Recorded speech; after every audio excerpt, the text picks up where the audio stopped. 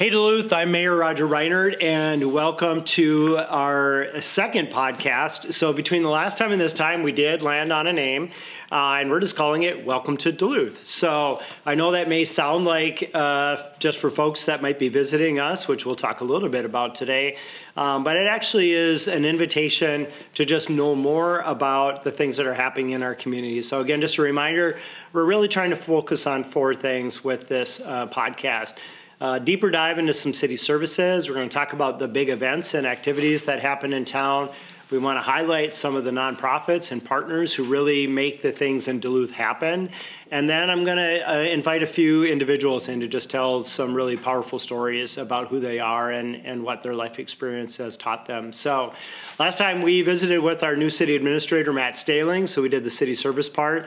And today I am so thrilled to have Shane Bauer with us. Shane is the executive director of Grandma's Marathon, and you've been in that role for a minute now. I've lost track of how much time, but yeah, it's already been 10 years in this role. Okay. So. Well, before we dive into the marathon, tell us about yourself. Like, how do you? What brings you to Duluth? I know you play hockey. You're not a runner. Like, who is Shane?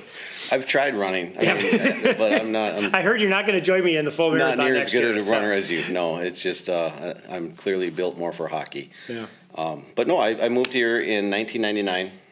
Actually, it's kind of funny. My wife had the opportunity to take an internship when we were right out of college, either at the ABC station here, WDIO, or the ABC station in Missoula, Montana, were the two options we had. I'm from western North Dakota. It's probably literally almost the center point between the two. So to me, it was like flip a coin. Okay. She's from Elk River area, Otsego, so pretty clear decision for her to stay closer to family, and we came here. Found a place up on Spirit Mountain and just fell in love with Duluth like everyone else does, and we've been here ever since. So now, you're a UND guy, right? Or is it NDSU? UND. Hockey is UND. Okay. Yes. Yeah, but I go to more Bulldogs games than I do, the Fighting Hawks, as they're called now, games. So now, when I first met you, you were working at Grandma's, but not in this role. So. Yep. Kind of what's your path to being the leader of one of our major events in town? Yeah, well, like I said, moved here in 99, and one of the first things you find out is Grandma's Marathon weekend is kind of a big deal. So I did run the half in 2001. Okay. It didn't go very well for me, so it's my only attempt at that. But I think what we tell people is if you finish, you're a winner, right? Finishing is winning, definitely in my book. It's the training is the benefit. Yeah, the race should be a victory lap, right? Unless you're serious like yourself and you're out to get that PR, and those days are over. Then you got to rely on conditions. But no, that's why I got to know the event, and I'm a design guy. So when the design position opened up at the marathon, I applied for that and actually started in late 2001 as the promotion and design director. Okay. So 5.5 years, and then resigned from that to start my own business. Happy Space, right? Yep, Laughing Stock Design. Laughing Stock. Sorry. And then Happy Space was the retail store later on, and Vickers, and then downtown, and there's still an awesome shirt out there somewhere with Darth Vader as the lift bridge, right? Yeah, good timing on that. May the 4th. Yeah, right. It's always the big day for that. We ship out a lot of those still. Okay. But yeah, it's more of a hobby at this point than anything, and that's really probably the only reason I still do it is because that shirt is still in demand and people constantly ask about it. So. Yeah. But yeah, I started the Bridge Fest. I mean, events get in your blood. Yeah, and when the marathon. Michael Franti at one time. Yep, that was the first year. Okay. Yep, Cloud Cult opened for him that year, who we have at the marathon this year on Friday night. So when the opportunity for the executive director position came around at the marathon, it seemed like good timing to get back into that, and been there ever since. So. Now, long-time founding executive director and Scott Keenan, right? Yep. So how difficult was it coming into, and I know there was a little space in between, but essentially following a founder can be really challenging. And honestly, a lot of times you see that next person not work out. So what did you think your key to success was in trying to navigate that founder space? It's not easy. I mean, big shoes to fill, obviously. And like with anything, in business, it's really hard to build something to the level with the reputation that Grandma's Marathon has. I would say it's equally as hard to maintain that, and that's my job every day, is to try to maintain that reputation that Scott Keenan and the early staff built in 1977. So it's stressful work. It's a lot, but the rewards make it all worth it. So what does Grandma's look like year round? I'm sure that there's people who are like, well, I'm sure he's busy in June, but he must have the rest of the year off. I suspect that's not true. In fact, I know that's not true. Right. So. No, we get that a lot. And you work full time, and then you have full time staff. Yeah, there's actually going to be close to 10 of us now that work full time year round after a new employee starts here soon. So it's really about the Young Athletes Foundation. Okay. So the marathon is such an incredible model in that it's a nonprofit, creates this event that brings the community together around it. I mean, it really becomes the community's event, right? With the volunteers and all the different local entities involved, and how we all come together for that weekend is extraordinary. And then the more success the marathon has, the more we've been able to do through the Young Athletes Foundation. That Scott started that in 1991 as well, and as a way to give back and say thank you to the community. And it's really cool that the more success we have, the more we can do with that and give back. So as it grows, as it gets bigger, as the quality gets better, so does the return to the community. I mean, it's just a really cool model. But the Vickers 5K, the Park Point 5 miler, St. Fennessy 4K, those are all YAF fundraisers. And if you package them all together, it's the KP Challenge. The KP Challenge. The Kevin Peterson Memorial Challenge. But yeah, and then we have the Minnesota Mile, and later in the year, the Superior Nightmare 5K now over there. Yeah. Those are all the fundraisers, and then we use that money to fund the programs, which is really free kids races all summer long. We're expanding that this year, actually. We give running shoe certificates to every high school in a 5-county area for track and cross country. So those that can't necessarily afford the latest equipment can be on the same level as everyone else. That's done through the local running stores, and then we give grants out to any nonprofit that's focused on keeping kids active.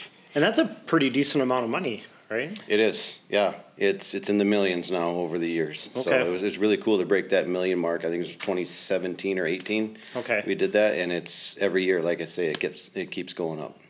And that's so the Grandma's weekend sort of pays the bills, and then the other events that you see throughout the year are really about the foundation and the charitable giving back to the community.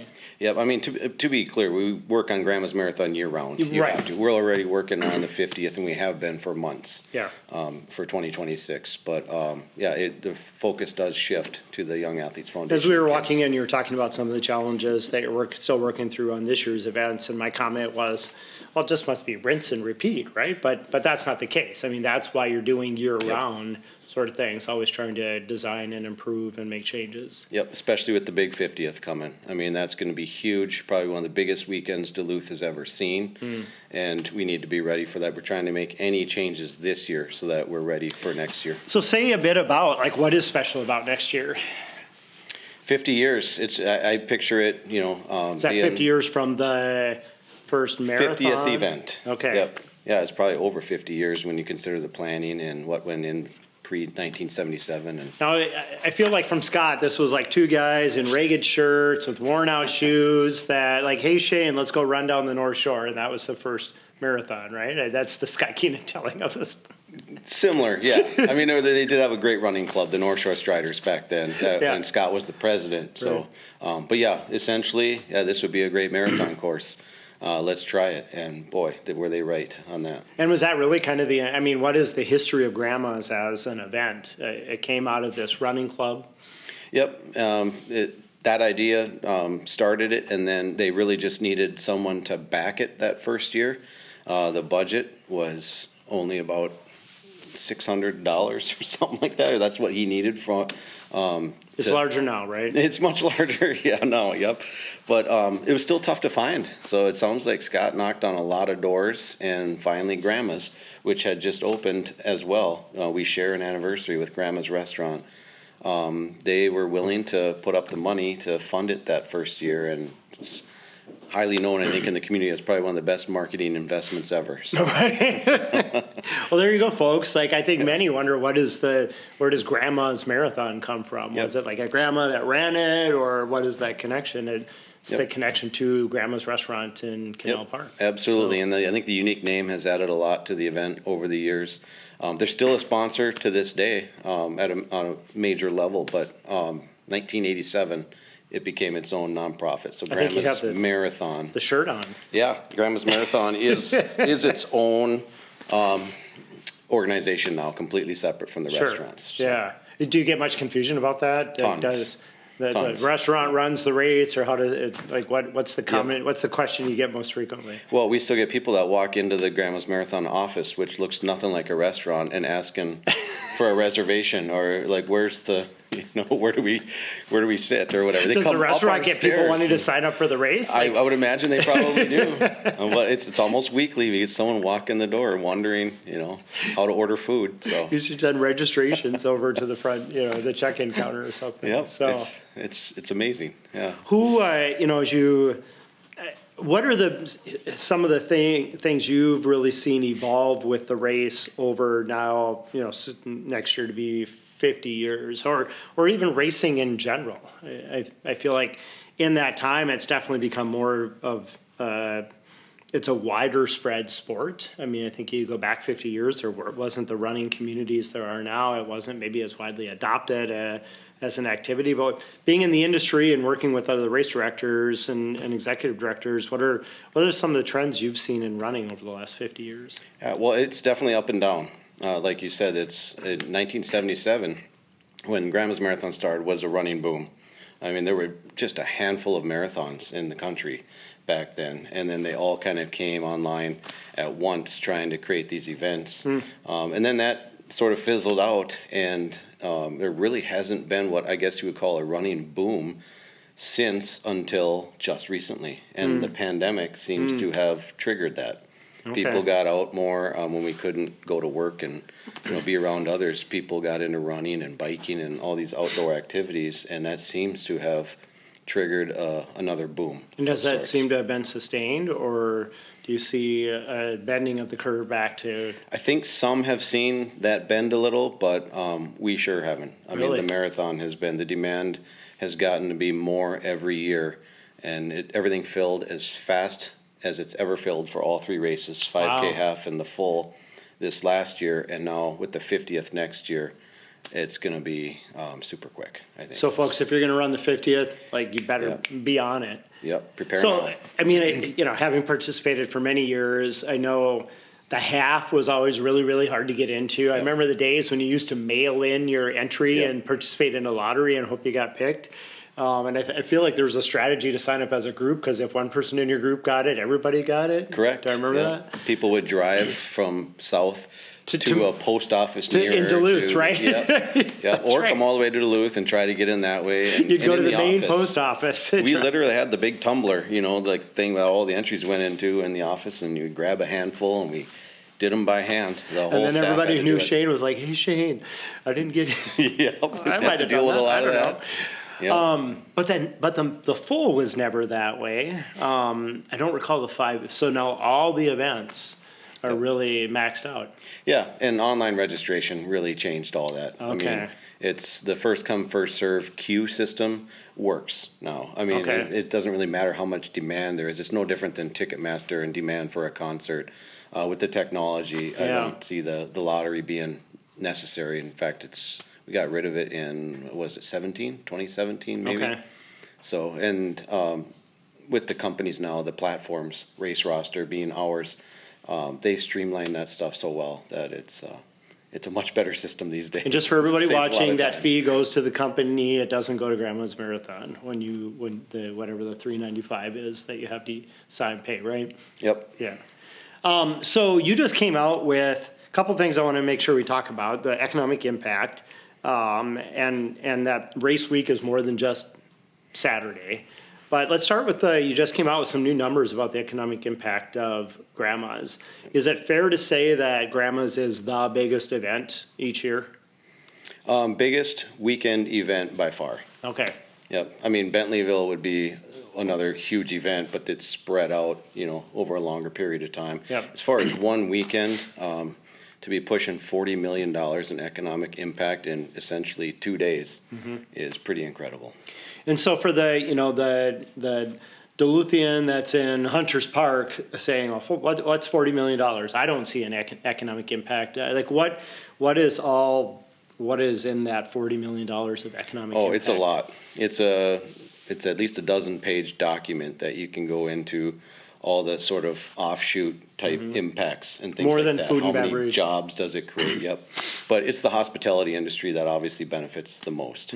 And that's where a lot of the numbers come from. But the increase, I'm sure inflation is a part of it. I mean, it's just changed so much recently, let alone since 2019 was the first time we did the study. And then we updated it for 5 years later. And I'm sure that has something to do with it. But really, it's the amount people are spending when they come here. They're spending more, and they're bringing more people with them. Sure. So there's an average in there on that. I think it's 1.7 people for every person that comes. So there's more spectators and things, and that's contributing to Because a runner's bringing a expanding family it. or friends Yep, or something exactly. like that. So I think of last year, had a friend stay. Actually, the friend's sister-in-law ran, and then he and his wife came to cheer and support. So there was 3 people with one participating in an event. So, and I think to your point, for folks that are watching that might not directly see the impact, that hotel motel, food and beverage is all money that flows back and helps not just promote tourism in Duluth, but the city captures a piece of that to help pay for some of the services that support our visitors, not just during grandmas, but year round. And then I think one thing Duluthians forget is that anything folks buy is a 1% sales tax that we have in Duluth that goes straight to the general fund that we use. So it's a way our visitors help us pay for things that we do year round, not just while they're visiting. So that $40 million is not nothing. Yeah, and it's really highlighting the best of Duluth. Like I say, the way people come together, we're bringing people from all over the country to see what we have in this community and the resources, and obviously the big lake right out our door. And then last year was 74 different countries. Oh, wow. That's been going up as well, and it might be, one from this country or that island somewhere, but it's that keeps going up, and that's a huge thing to be able to show what we have, showcase Duluth to so many different people from so many different parts of the world. That's something I've done a number of times, is volunteer in one of the hospitality suites, and that's actually one of the most enjoyable things is visiting with folks that are not from Duluth, and you get to talk not just about, give them kind of pointers about the race weekend and whatnot, but also answer all the questions about Duluth that they have while they're here. And I don't know if that was part of the study because I've not had a chance to see it yet, but I often wonder how much return travel that first visit generates, because just based on those questions, they're asking about things that I know they're not going to get to see in race weekend, but might bring them back to visit another time. Absolutely, and some of those things aren't measurable, like you say, but we know because we hear the stories. Yeah. We hear people that are making a week out of it, are going up to Ely and going up the North Shore, and they're coming for the race, but they're planning an entire vacation around it on each end. Sure. Both ways, and we hear them coming from every direction and staying every direction.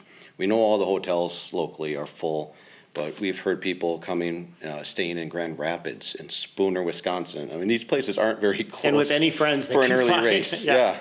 So we know it's a much bigger impact than we can actually measure, and it's broader. But I always say that the health impacts are just as important, and that never really gets talked about. Similar. Running. I mean, it's proven basically these days that, especially for mental wellness, it's one of the best things you can do. Yeah. You can get help in different ways, but it's there's a lot of studies out there now that show the impact that getting outdoors, number one, and specifically running, whether you're trail running or road racing, it has a wonderful impact on your wellness. I mean, just to add to that, one of the therapies that I discovered coming back from Afghanistan and trying to process, a year in a combat zone was EMDR. And so for folks, like that's the motion, whatever. But basically it's occupying the front part of the conscious part of your brain and letting the subconscious kind of do its thing. And I've discovered that is running. Like when I'm running, my conscious mind is paying attention to the street or the trail or the car or, whoever I'm with or whatever it might be. And it's that you get done with a run and you're like, oh, that's the answer. Or like, cause your subconscious has been working that whole time. So yep. Like this morning was great. It's been a challenging week. I was at the Capitol yesterday and there's a lot of stuff going on. And like, I got out for a 5-mile this morning and it just like, definitely get you in the right headspace, as the kids would say. Yeah, and like the kids would say, and that's what it goes back to the YF. Yeah. To give kids a start in this and share the benefits for not them. Just physical, but mental health. And get them started at an early age. It's really, like I say, an incredible model for a community to have an event like this that then touches so many other pieces. And the running stores will be the first to tell you. I mean, we have 3 locally owned running stores in Duluth, Minnesota. Yeah.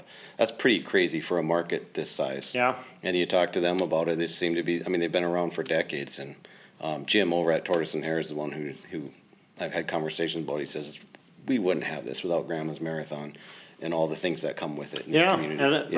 As an anchor for. Yep. Well, and I have to think too, the work you're doing with getting kids those certificates to help them buy shoes is definitely helpful. Yep. And you're growing generations of runners, people that are like moving their bodies, which is good for mental health too. And that's what keeps me at the marathon, despite the stress of doing events and things. Big events are stressful, Shane. That's one of the big rewards. Is seeing a kid, we have the Fit and Fun run coming up that we work with Essentia Health on in the ISD 709. And one year, you see these kids come in, and I got the pouty look like I'm not running, but we got this kid to get out there and try it, and by the end of the lap, just ear to ear smiling, gets her t-shirt, gets back on the bus, completely different person. To see that transformation and that impact and know that that's happening in the community because of these events is keeps you going. We evolved to move our bodies, and more modern life makes us stationary, so I gotta think that that's a piece of that too. Yep. So let's so the race week is coming up, right? The race is June 21st. Yep. And it's more than, it's a whole week of events. So what are some of the other things going on that the community might not know about that we should highlight during the week, other than just race day? Well, you mentioned how you work at the hospitality suite there and you get to meet these people. The spaghetti dinner that's the coolest thing about spaghetti dinner. You end up at a table with people from other countries, other states, and it's a really cool place to be able to meet new people from all over the country. Mm-hmm. That's pretty similar to years past, but there are some fun changes this year. One of them is the 5K. Yep. That's moving from an evening, it's just been, I think since day one, an evening event that starts at 6 p.m. This year, it's starting at 1 p.m. Mm-hmm. Because we want to make it as hot as possible? No, it's only a 5K, Roger. There's nothing for you. Thing I thought, oh my gosh. No, it's timed between hotel checkout and check-in, so we don't want to interfere with the hotels. It's working around some construction, which you may know about over by the pier there. There's going to be some stuff going on there, so we kind of had to come up with a new route anyway. But it really helps our staff a ton. Friday night to have a race when we're trying to prepare for the Saturday big morning. Events the next morning has always been a challenge. So we hope that's going to free up some things. And really the only thing we thought we might be sacrificing is the opportunity for people to make it to Duluth in time for this event. But then it filled way quicker than it's ever filled in the past. So apparently it's working out for everyone. And we'll see how it goes. But that's a big change. That moves our kids' races on Friday to later, and then that allows us to be more organized at Bayfront. We'll be all set now over at Bayfront from those activities by Thursday, obviously, because then we're having like I mentioned, Cloud Cult, the band, playing early so that the runners can come. And I can't think of a better band to really energize. Yeah, right. This is like that. They are totally your sort of life soundtrack type band that if I'm out running a half marathon, that's what I'd be listening to. Yeah. So hopefully we can get some of the runners to come down, and that'll be wrapped up by 7:30, and then they can get their sleep. So when did before I ask this question, and there's other events earlier in the week. There's the Rudy Perpich Public Service Award. There's a media. What are some of the other events going on during the week? The Perpich Breakfast is for the public officials. That's how we honor those many from the city of Duluth over the years that support the event and help us make it go. I mean, we just can't do it without the city's support, obviously, and others in the community, state patrol, the county officials, all that. It all has to come together to make this work. So that's kind of our thank you for that. But it does kick off the weekend. Yeah. Spaghetti dinner all day, 11 to 9 on Friday. Is carbo loading still a thing? It is still. Yeah, pasta I think is always going to be one of the most digestible things you can have. So I don't see that changing. When I was really trying to do well, for me it was always pancakes. I'd have a pancake dinner because that was like, I also like sugar. So. Yep. Well, I'm with you on that for sure. But I'm not the one running 26.2 miles the next day either. Actually, we probably do. I mean, most of the staff probably puts on a marathon. Yeah. I'm sure. Over the weekend. Yeah. Like see what your steps are. Probably. Yeah, I don't do that. I don't have those sort of counters and things, but I bet you it'd be pretty interesting. I should try that. It can get obsessive. Yeah. The number of times I'm pacing the house at the end of a day trying to get my steps in. Yep. So that breakfast, I know there's a media lunch on Friday. The spaghetti dinner goes all day. It's really a spaghetti day. Friday's PACT, the expo obviously starts Thursday night. Which is huge. How many vendors? It's over 100. Okay. And yeah, I've heard it's one of the biggest expos in the country now because those have kind of shrunk. And so have the pasta dinners. We're really one of the only marathons left with a spaghetti feed that's as big as it is. Interesting. So these are some pretty cool things that. Why do you think Grandma's is a standout? I don't know. It's long tradition that I guess people just really enjoy. And Grandma's Marathon, is kind of an anomaly. You really can't compare it to other marathons anyway, but it's just, I think, a part of it for people. Is that because of like where the race? I mean, we must be top 10 marathon in the country, right? Yep.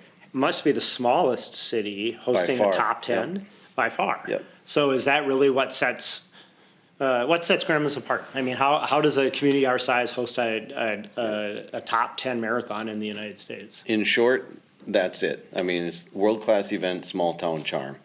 That tagline pretty much sums it up the best you can. But it's just people run marathons. A lot of people are doing the 50 states, and they're doing events in different communities. It's almost always a major metro city area when you're running a marathon. Yeah. And it's usually on a Sunday or a Monday morning, Boston's case, when you can shut down traffic and do that stuff in a city that size. So people do these other events, and then they come here and get to do it on a Saturday morning where you can make a weekend out of it, have the party afterwards at Bayfront and celebrate your run, plan a vacation around it. You can make a weekend out of it. And they have just a completely different experience. They come here, and the way this community comes out, and it's all about them, essentially, on Grandma's Marathon weekend. If you're wearing running shoes, your Uber driver is talking to you about the event or whatever. They just know why you're here, where they go to they're running city blocks, and they hop in a taxi and say they're there for the marathon. The taxi driver might be like, there's a marathon going on? Yeah. So, you know what I mean? Here it's, everybody they feel like celebrities. Right. It's just a completely different experience that they want to come back to. So we have one of the highest retentions in the industry for return runners. Yeah. Okay. It's funny let's talk about how the community receives Grandma's Marathon and a couple things. I want to make sure we talk about need for volunteers. I know that's always something. But maybe let's start with something you just said. I know there are people in Duluth who are like, oh, it's Grandma's Marathon, I'm out of here. Yep. What is what do you see in Grandma's that you would, if you were having that conversation with one of those folks, that you would talk about and encouraging them to embrace it? Because I've always thought this isn't, you're either in or you're out. And if you're in, then it's like all the things. And clearly I'm in. I love Grandma's marathon weekend, all the things. I mean, what's your sales pitch to somebody in Duluth who like grumbles about having a huge event take over the community for a few days? Well, in the case of Grandma's Marathon, I'd say you have to check out the finish line.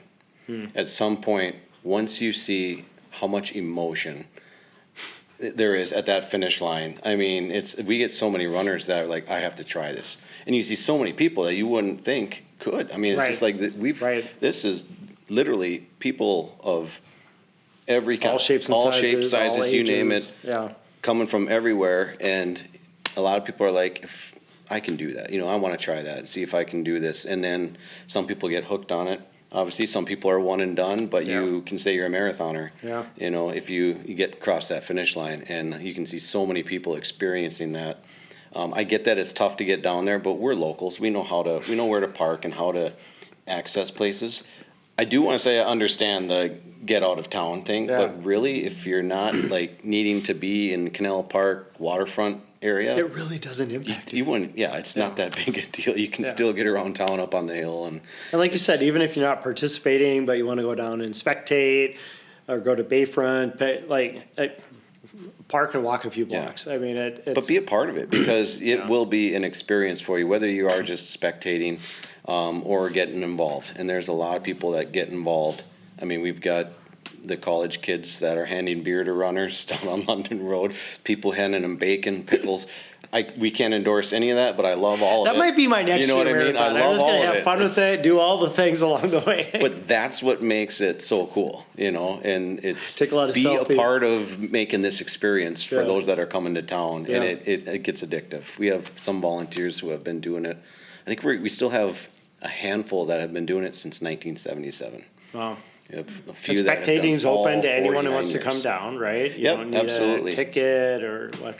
How about events at Bayfront? Some ticketed, some all open free, to the public? all open this to the year. public. Yeah, next year might be different, just because to accommodate everyone, we might have to look at ticketing. But this year we talked about it, and everything's free and open to the public. Well, good news for you. Jimmy Buffett's passed away, so I won't have to pressure you to bring him for the 50th. So tribute band, maybe. Yeah, tribute band. So how about volunteers? Like for those who, I know you have a core that loves to do their thing every year. I mean, like I said, I really enjoyed that hospitality suite, and it was fun. I wasn't able to do it last year. I was gone for Navy duty, but I'm really excited about doing it this year and now being in the role of mayor, getting to chat with people. But where do you have needs? Where for folks that are watching, where is it that you could use some help? And do you need volunteers? And if so, where do you need them? Yeah, we still need a lot of volunteers. Okay. It how many? always ends up coming total? Together. Well, total we try to hit 4,000. Wow. Now. It used to be even more, but with the way you can streamline things over the years, and it's been tougher to get volunteers.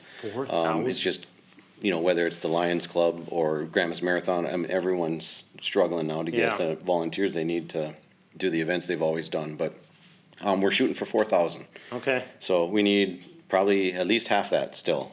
But a lot of them come in the last minute. That doesn't help us a lot when it's last minute. So if anyone's interested, now's the time. Now's the time to get a hold of our office with your group, and it's fun to do as a group. You can certainly sign up as an individual, but bring a group, and you're going to have this great experience. And again, the rewards of like putting this thing on, like you are putting this event on essentially as a part of the community, and that's the coolest thing about it. Yeah, I know.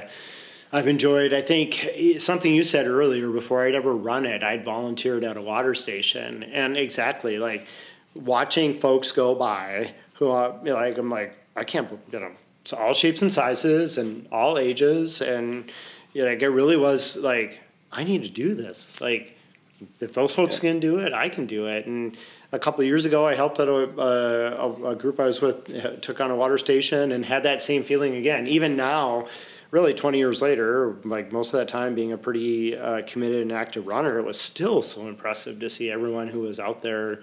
And that happened to be a warmer day, just pushing through. I know the marathoners were having a tough time that day. Like the human achievement, the human spirit. So you mentioned the finish line, but I would say really anywhere along the course is really inspiring. And we do need people for the aid stations, water stations still. I know I think we City need Hall is people. helping at one this year. So Good. Awesome. yeah, that's what I've been told. Yeah. Finish area is another area. I know we need a lot of help in the finish area. Okay. And the runners are so appreciative. It's the best thing that we hear every year. Like the number one thing is how great the volunteers are. So it's cool to be a part of that team. It's fun to visit with folks that are not from Duluth and run the race, and then folks who are, because they have two very different perspectives on seeing the bridge. The runners not from Duluth, they're like, oh my gosh, the lift bridge. And then if you're from Duluth, you're like, oh my gosh, the lift bridge, it's so far away. Like I still have so far. It's not getting any closer. Yeah, right. It seems like it's forever.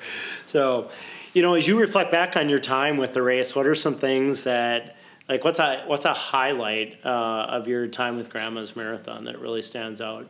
I still love the stories, and I'm hoping to put some of them together for the 50th next year. Neat.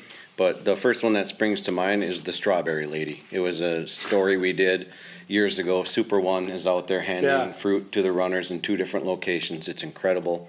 Have them in town as a resource and doing that stuff. And this one runner missed the strawberry as she was running by. I was like, oh, dang it, I just would really love that. And the person who was handing the strawberry out grabbed another one and chased after her and got her a strawberry. That is fantastic. And the runner, the way they talked about it, we had to do a story on it because she said it was like this life-saving moment of all of a sudden here's this volunteer running up next to her and giving her the strawberry. And she said when she bit into that strawberry, it was just like a new energy, and she was able to finish the race. And it's just a great story. Much better written than I'm telling it right now. But it's the stuff like that. Yeah. The little things that happen each year that we talk about in recaps and things that stand out. It's You're going to have like a documentary for the 50th and have Talked somebody about catch it, some of those stories. And don't know if it's going to fit in the budget, but we're looking at some things to celebrate. We want it to be the biggest celebration we can possibly muster for the. And how about I know we've talked before, COVID was a really challenging time. Like what's been the most challenging experience you've had in your time with? I think you just nailed that one too. COVID was challenging, but it was also one of the most memorable things for me because we ended up taking the lead in the industry in bringing events back just because of the timing of when COVID, how it worked, where it started. We were one of the first to cancel. You take an absolute beating, but then pretty much all the events ended up being canceled for the year. And I think we just kind of got used to that. Well, then we fought as hard as we could to come up with ways to bring it back. Yeah. So that year in 2021, when we came back at half capacity with all these new systems in place, we had, the executives from Chicago Marathon here and others all over the country to see how this is going to go and what we did.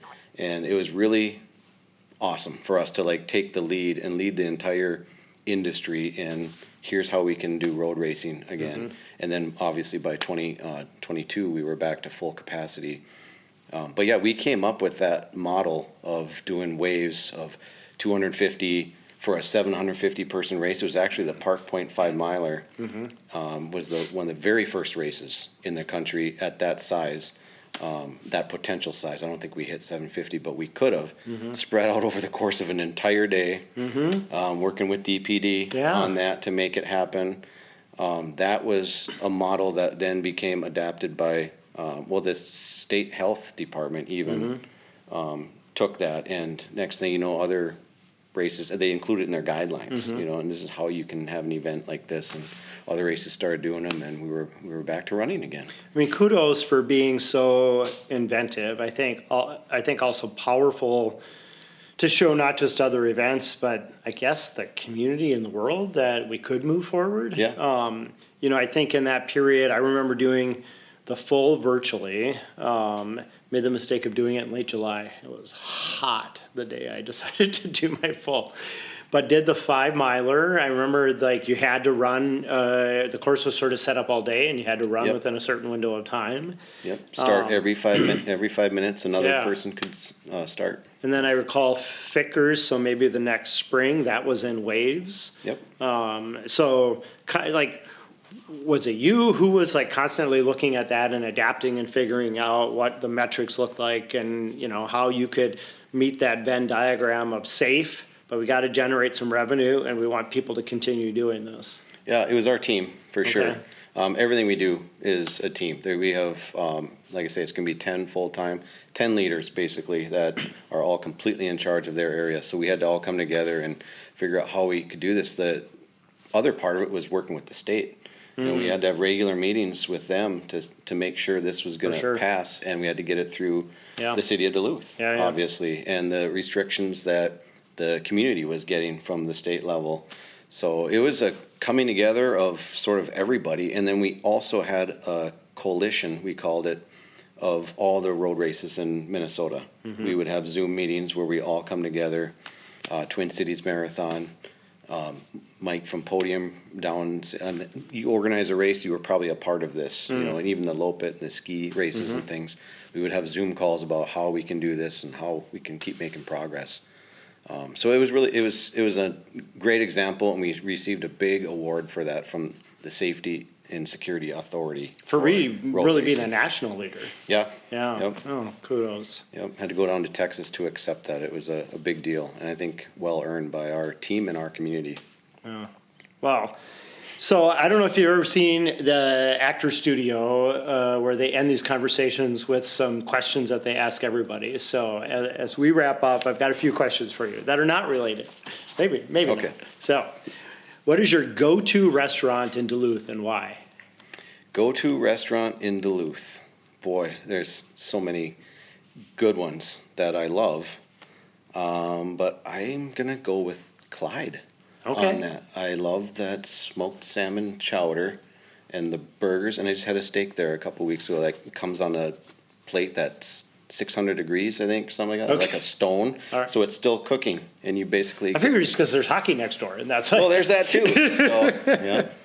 Are you a donuts or an ice cream guy? Donuts. Same. Johnson's Bakery is a. Oh. I knew there was something I liked about you. So, what is your favorite annual event? Of course, besides Grandma's Marathon, is there another big one that you're like, man, I love this, and I don't have to do anything with it? So. Homegrown Music Festival. Oh, sure. Always been a huge fan, and I've always told people you're gonna come to Duluth for a week, come for this week.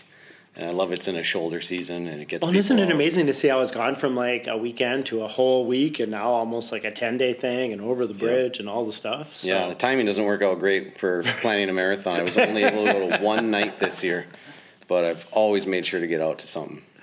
When you are out and about in the community, where is the view that always makes you go, oh man, I can't believe I get to live here?